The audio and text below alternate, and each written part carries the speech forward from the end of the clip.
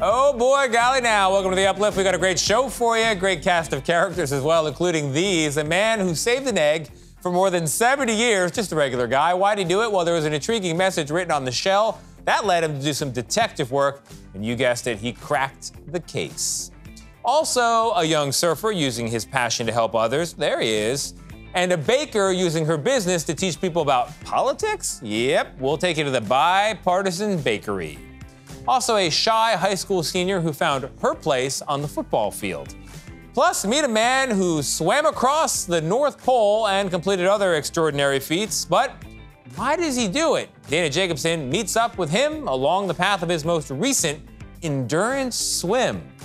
And we go to the so-called Pumpkin Town and meet a grower hoping to impress with his giant gourd. Talking about the gourd still, all that and more. You're watching The Uplift.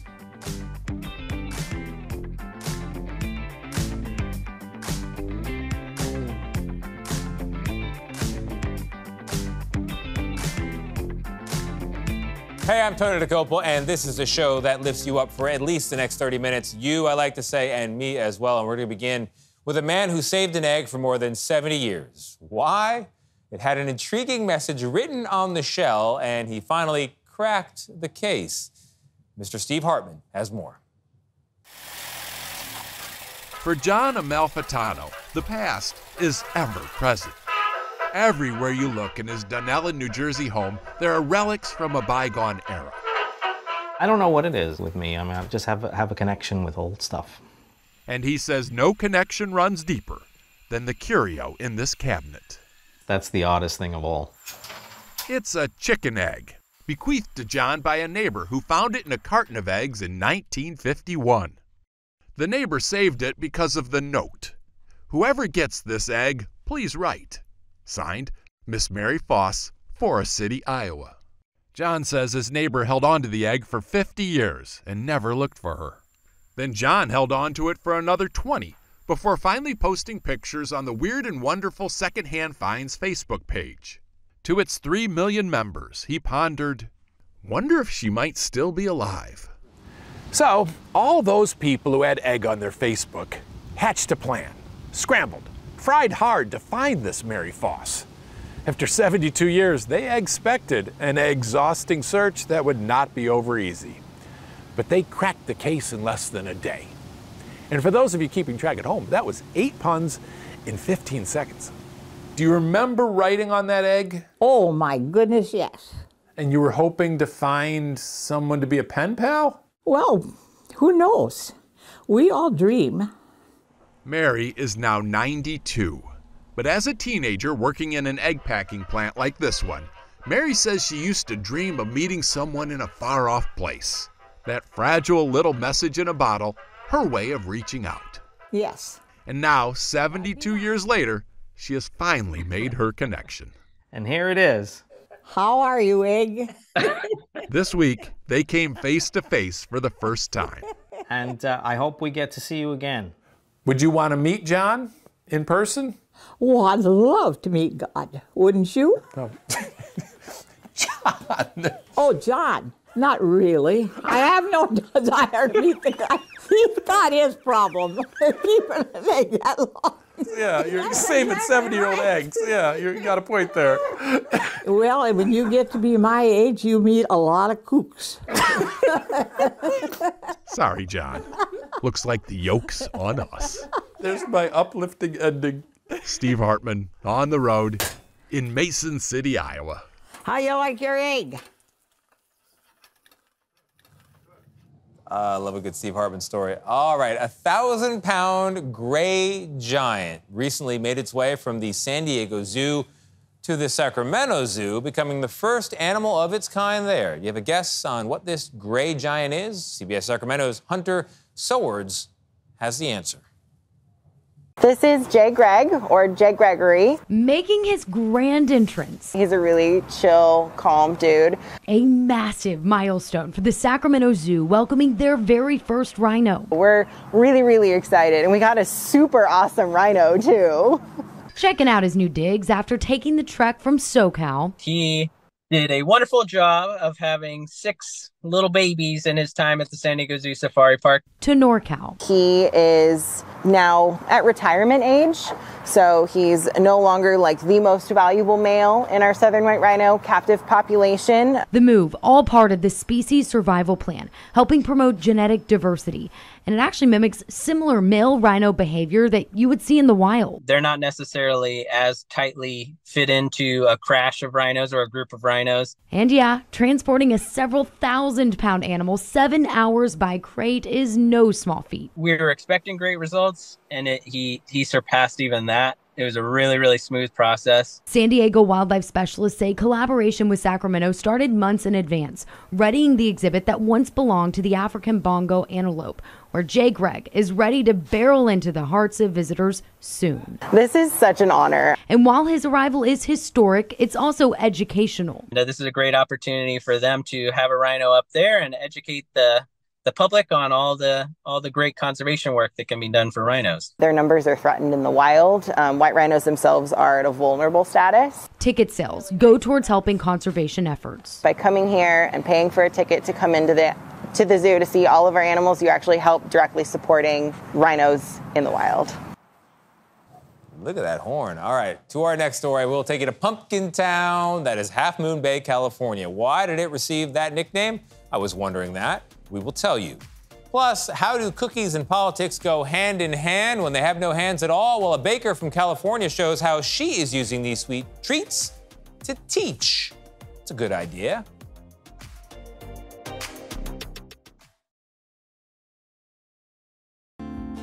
We take you now to Half Moon Bay, California, a.k.a. Pumpkin Town. Why is it called that? Well, CBS Bay Area's Sean Chitness shows us.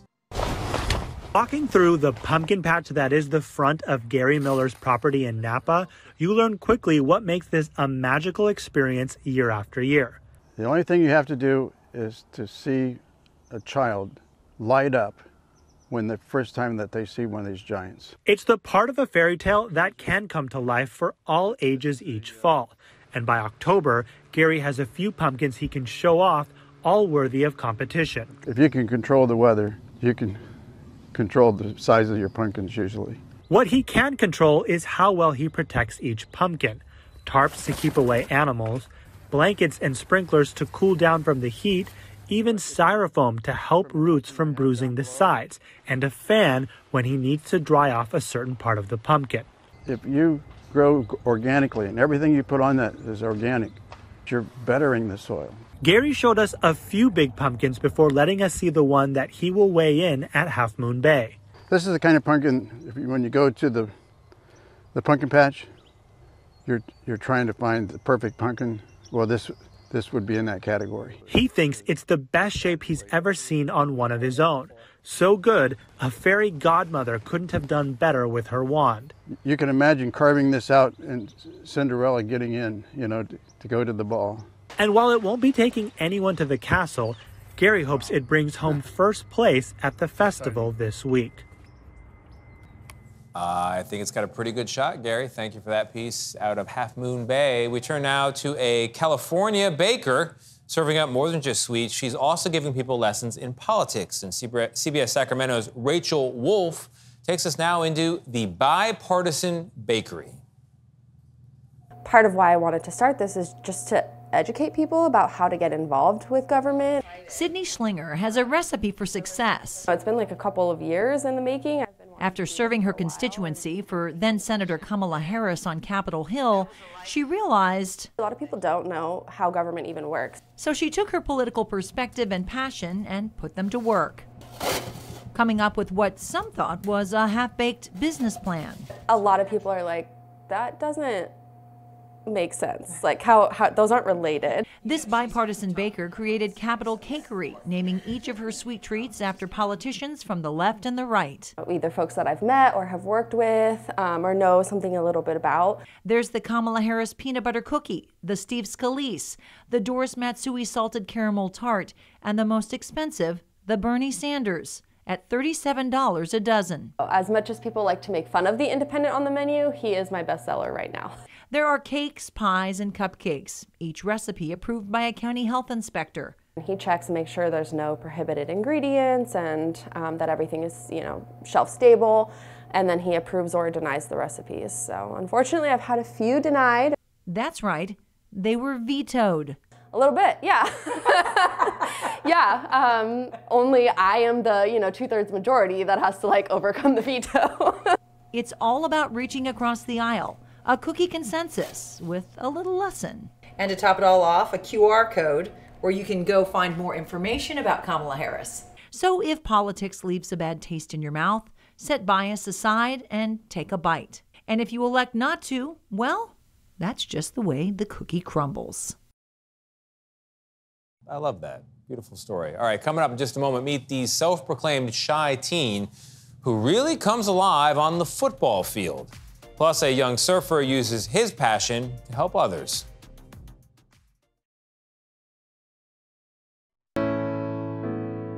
High school senior Alysa Laurano is a self-described shy person, but on the football field, there is no doubt she comes alive. CBS Sacramento's Sakura Gray has our story. If you've seen the Mesa Verde football team in action, you may have noticed a ponytail hanging out of one of the helmets. She's strong, man. She be hitting everybody, to be honest. I mean, she's hit a couple of the big guys and even knocked us on our butts. He's talking about number 44, senior varsity football player Alysa Laurano. I play linebacker, running back, and tight end. That's right. This soft-spoken student transforms when she hits the turf.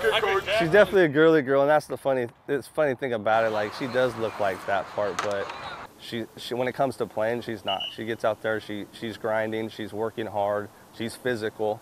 I'm just kind of shy, but like football, it's just like my place to be. Laurano played at San Juan High School for 2 years before transferring to Mesa Verde.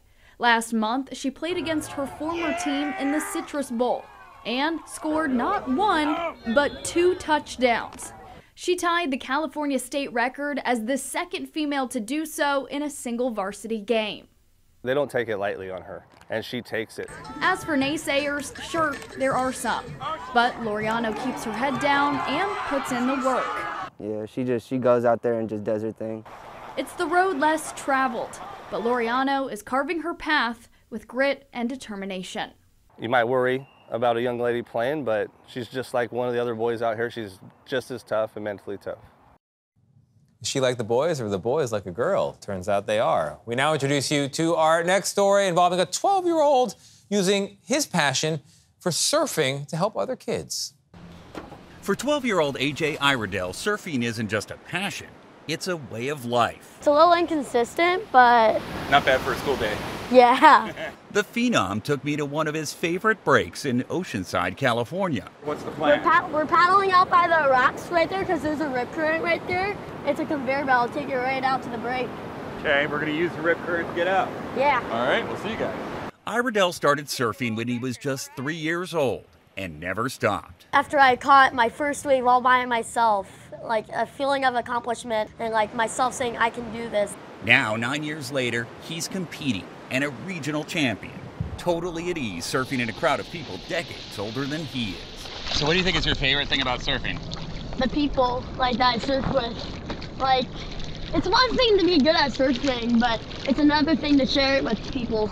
And he does that regularly, volunteering with Ways of Impact, which provides free surf camps for people with disabilities and other challenges, many of them children. I love seeing the smile glow on their faces after they've done it. Like, at first, like, the ocean may be a place of fear, but those kids are fearless. Just talking to these kids and seeing what they've gone through, it's crazy, and to know like what we take for granted. What's that like as a mom to see him want to help other people? I'm so grateful. I'm truly so grateful. AJ's mom and dad are his biggest cheerleaders. As one of 5 children in the family, their son learned to be a team player early in life. I think that he was able to recognize the opportunities that he was given and the people that helped him when he was little. And I think that he's just as excited to be that guy for some of these other little guys.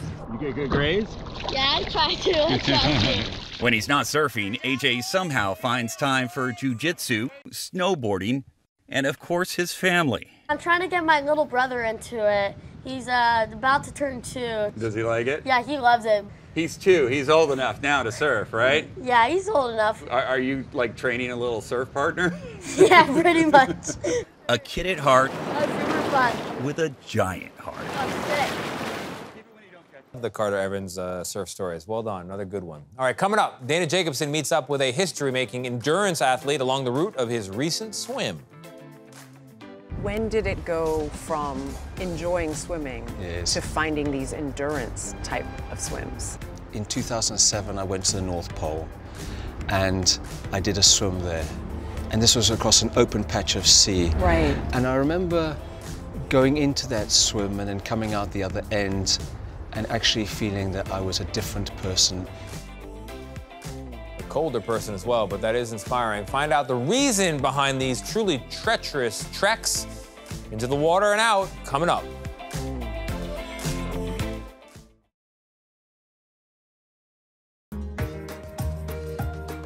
Lewis Pugh swam across the North Pole, that's just for starters, the English Channel as well, and the Red Sea. And now Dana Jacobson met up with him along the path of his most recent journey and found out the reason behind his extraordinary endurance swims. Endurance swimmer Lewis Pugh knows exactly how to make a splash. The 53-year-old is the only person to have completed a long-distance swim in every ocean in the world. He's willing to test the waters no matter the adventure. Over the past decade, he's become the first athlete to swim across the North Pole, the English Channel, the Red Sea, even under the Antarctic ice sheet. When did swimming come into your life?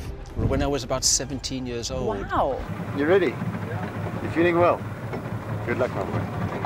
When did it go from enjoying swimming Yes. to finding these endurance type of swims? In 2007, I went to the North Pole and I did a swim there. And this was across an open patch of sea. Right. And I remember going into that swim and then coming out the other end and actually feeling that I was a different person, because I came out of that feeling, wow, you know, this place is melting so quickly. I now have a big responsibility to share this message with the whole world. It changed your perspective, obviously. I think it changed me. Since then, Pugh has been on a mission to complete record-breaking swims in jaw-dropping places, not for the titles or accolades, but to make waves in the conversation about ocean and now river preservation. His latest challenge turned quite a few heads, as he expected it would. In mid-August, Pugh set out on a month-long journey that's never been done before, swimming unassisted from the tip of the Hudson River in the Adirondacks down to the very bottom in Lower Manhattan. That's 315 miles of the infamous river, contaminated by toxic waste throughout the last century before cleanup efforts began in the 1980s. I want people to know what has happened in the Hudson River. Yeah. I think this is a blueprint for people all around the world, that their rivers can be saved. That there is something that can be done. Absolutely. People around the world have heard about this as an amazing story about a river which was so badly misused and so badly polluted. I mean, it was one of the most polluted rivers here in America, if not the world, and then things have been turned around. Enough so that Pugh spent 32 consecutive days in the river, swimming twice a day, both early in the morning and well into the night, to align his swim times with the river's current. Sometimes I'd be swimming at night and I'd turn onto my back and start doing backstroke, and I'd look at the heavens and you got the big blue moon and all these stars, and it was really, really comforting. You're going to want to get in here, it's a lot cooler. I decided to jump in myself. All right, you convinced me. On day 25 of the journey, when Pugh had just 50 miles to go. Long distanced from my swim team days, I eased into my stroke. But trust me, Lewis Pugh makes it look easy. People that I told that I was going to swim with you, there's still people who said, you're getting in the Hudson River, where? Yes. So it still has some of that reputation. I hope we can change that reputation. Yeah. I hope more people will swim in this river. This is such a special river. One that Pew has come to know intimately. And one that drew a crowd of spectators to downtown Manhattan to take in his final stretch within it. But there's one crowd Pew hopes to rally in even larger numbers. Members of the United Nations who have the chance to ratify a new treaty aimed to protect 30% of the world's high seas by 2030. This is the last piece of the jigsaw puzzle which we needed in order to protect the planet properly. So for me, the mission isn't complete. Because it's not just the swim. Because it's not just the swim. I've got to get to the diplomats, I've got to get to the environment ministers, I've got to get to the heads of state now and deliver the message.